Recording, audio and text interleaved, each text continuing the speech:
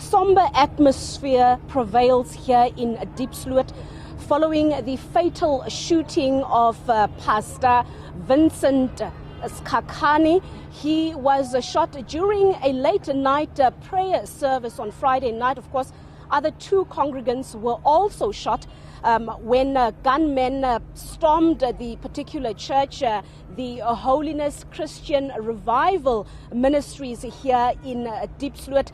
The church is sitting at a different venue this morning at a local youth center, as of course the original church venue is still a crime scene that has sent shockwaves through the community. We have spoken to community members who have expressed their concern, and they've also spoken about how crime is very rife in this particular area. We've also heard from church members and community members saying that it's not the first time that this particular church is attacked by, of course, criminals who want to exploit congregants for their personal belongings. But to speak to one of the gentlemen who was part of the church members who were praying on Friday night, he was also one of the first people to get shot. I'm now speaking to Mr. Sizwe Ntuli. Thank you so much for joining us, and I think we're really sorry for what happened to you, but just take us back. What happened on Friday night? Okay, we were having a whole night prayer as the usual time, and then what happened was I was coming back from Josie.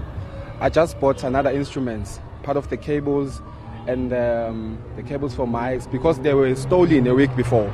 We're not sure if it was the same guys or it was the different ones. But what I know is that around 11:30 we were busy praying in church, and then one of the guys got inside, fired the first shot, told us to lie down. So we laid down, and then afterwards there was a lot of screams. After a lot of screams, my uncle, the one who just died, Vincent, Pastor Mashinga, he was trying to fight them because they were already causing chaos. I think they tried to shoot him, and then they missed him, and then that shot came to me. So that's how I was shot, because I was the first one to get shot. And then afterwards, a lot of chaos happened, a lot of fighting happened. One of the brethren that were inside the church tried to fight them by throwing chairs. So that's when the lights went off. So after the lights were off, I couldn't see a lot of things because I was busy attending my wound, because I was bleeding badly. So I was trying to check what was happening while trying to take note that I was bleeding. So I had a lot of gunshot. And then afterwards I realized that my uncle was shot, I think 3 times. And then my other brother Terence, was also shot.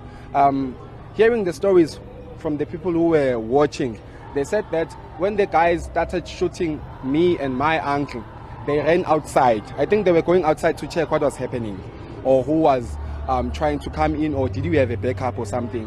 While they were outside, one of the guys, and one of those guys was Brother Terence, they tried to close the door, and then they came back inside.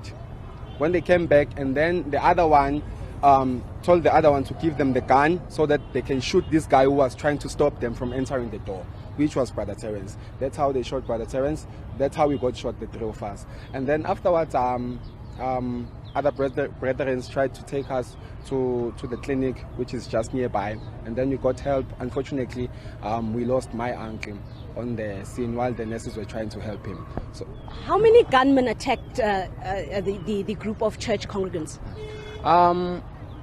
From the guys that I saw only 4 guys.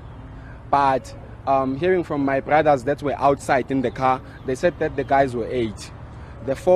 The other 4 went inside, the other 4 was outside, watching out the situation outside. Inside the church, how many were you?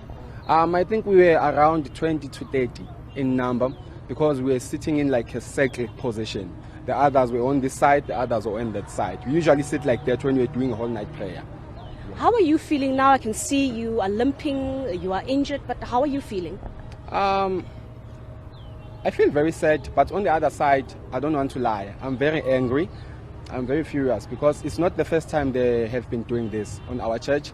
So right now we are really confused. We're not sure if they are doing the robbery as they usually do, or it's something, there's a secret agenda, more agenda into that. Because we've been attacked, I think, more than 3 times this year.